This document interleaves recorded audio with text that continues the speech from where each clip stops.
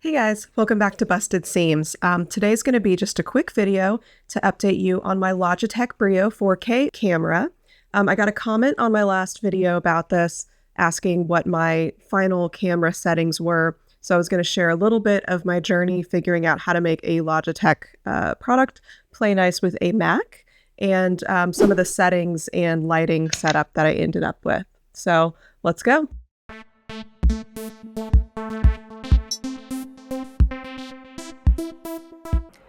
Good lighting is vital to recording a clear video, so here's my setup. I have one small ring light off to the side, a LED bar light, and a big boy ring light on the other side to give me some balance. The LED light gives me a lot of sort of mood lighting, but I found that if I change it to my preferred hot pink, it does sometimes wash out the whole video and give me a really pink cast. I just sometimes have to step back and let the camera sort of recalibrate to get rid of that really pink glow. Another fun thing I am forever dealing with as a human with glasses are the reflections of the ring lights. So I have not found a way around that. Now let's talk software. QuickTime Player is the best out-of-the-box option for me on a MacBook. So let's try screen recording and then movie recording and see the different results. Okay, now we're gonna mess with something that I had a little bit more trouble with, which were the camera settings itself. So there is an app that you can download called LogiTune, and it is just Logitech's actual app for controlling camera options. So you can see, click on your device, and then you can change the field of view. It kind of reset. So let me kind of rebalance the color there. So you can see I'm at a 90-degree field of view, and there's stuff here. Again, I would normally hide mostly on this side. So instead of having to record and crop every single time, I can hide some of those things. So if I choose 78, it's a little bit better. And 65 is even a little bit closer cropped in. I'm going to go to 78 and then play with the zoom option. So you can see I can kind of zoom in and drag this around on the screen to focus where I want to record. And then I'm pretty centered. Things that I don't want to see are pretty much cut out, and I have a lot less editing to do. Now that we have our field of view figured out, I'm going to play with some of the other options. So in our image adjustments here, I've got HDR turned on. I don't see a difference when I turn it off and turn it back on. Anti-flicker, I'm not really going to mess with. I didn't see a big difference when I changed that either. Autofocus is helpful, so I'm going to leave that on. Auto exposure. This is one of the biggest differences that you see when you toggle it on and off.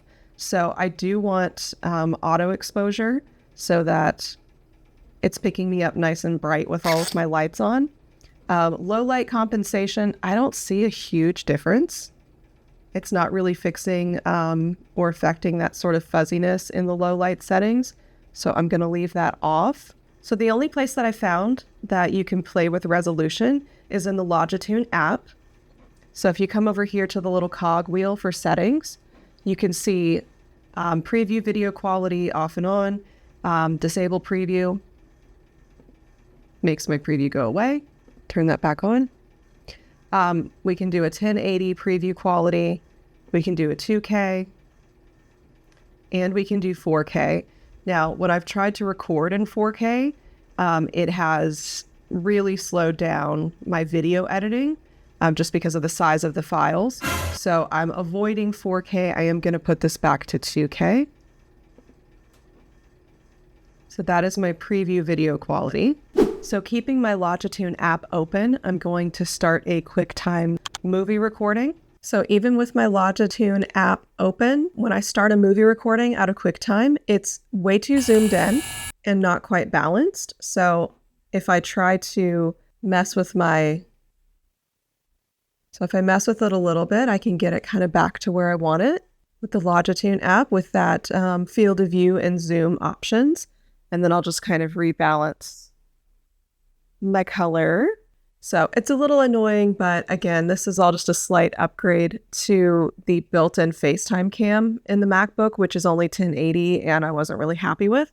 So this gives me a lot of different options, including the ability to have my cam on the top of my second monitor so I'm not literally moving my whole laptop around and trying to get the angle that I want. So yeah, I hope this was helpful for you guys today. Just a quick little update where I have found success with the Logitech Brio cam and the LogiTune app. So leave me a comment if you see something I totally overlooked or you have any advice for anyone that's maybe dealing with the same kind of camera setup that I am and trying to get just a little bit better quality out of their recordings in their studio. Please like and subscribe if you'd like to see more from my channel, and I will see you guys next time. Thank you. Bye-bye.